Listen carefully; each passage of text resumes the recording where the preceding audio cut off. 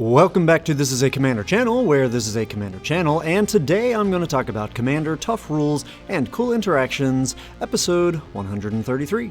Today's episode is going to take a look at something I saw come up recently in the Modern Horizons 3 pre-release and involves handling multiple replacement effects, which for a long time subscribers of this channel, you'll know that I have covered that in an older episode, which I'll link in this video's description.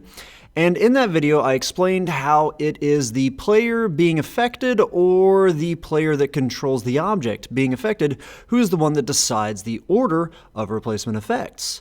But that is not always the case. And fans of bonus episodes, there is a little one at the end of this episode, so on to the situation that happened over the weekend. Player A controls a creature that is enchanted with Lion Umbra, which says a bunch of things, but most importantly, it gives Umbra Armor, and Umbra Armor is the new version of Totem Armor, first time being seen in Modern Horizons 3.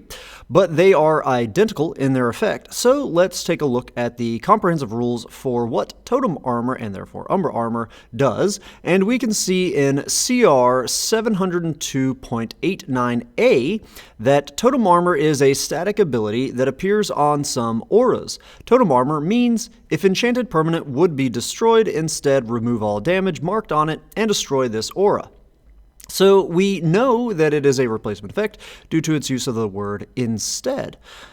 So then, player B casts Fanged Flames, which is a sorcery that says Fanged Flames deals 4 damage to target creature or planeswalker.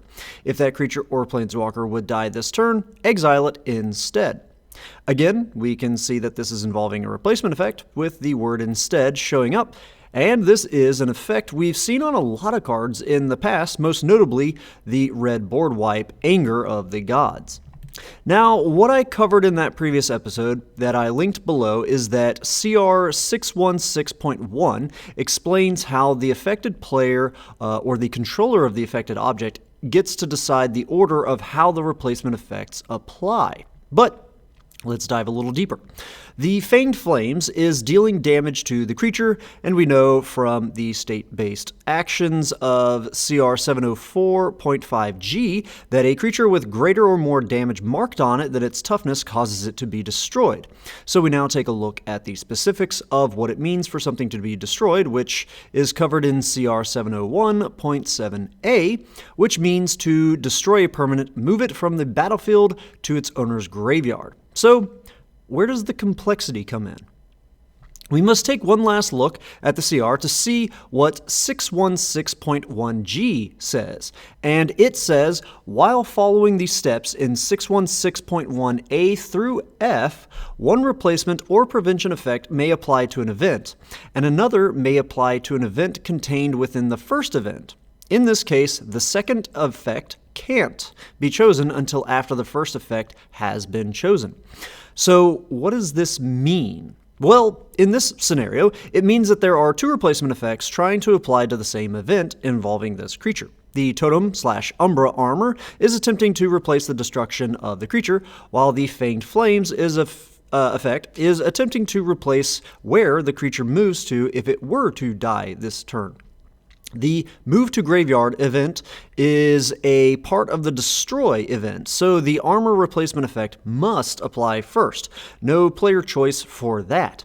Then, once that effect has been applied, the creature is no longer about to die, so there are no more replacement effects to apply to this event.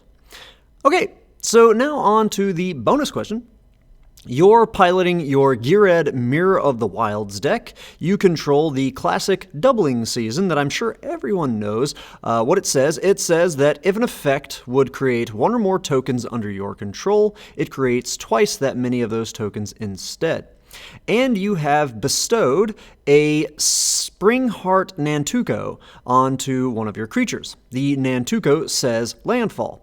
Whenever a land enters the battlefield under your control, you may pay 1 and a green if Springheart Nantuko is attached to a creature you control. If you do, create a token that is a copy of that creature.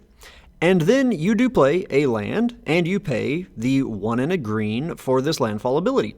And the creature that this Nantuko is bestowed upon is Sarah's Emissary, which is a creature that says, As Sarah's emissary enters the battlefield, choose a card type, and then you and creatures you control have protection from the chosen card type.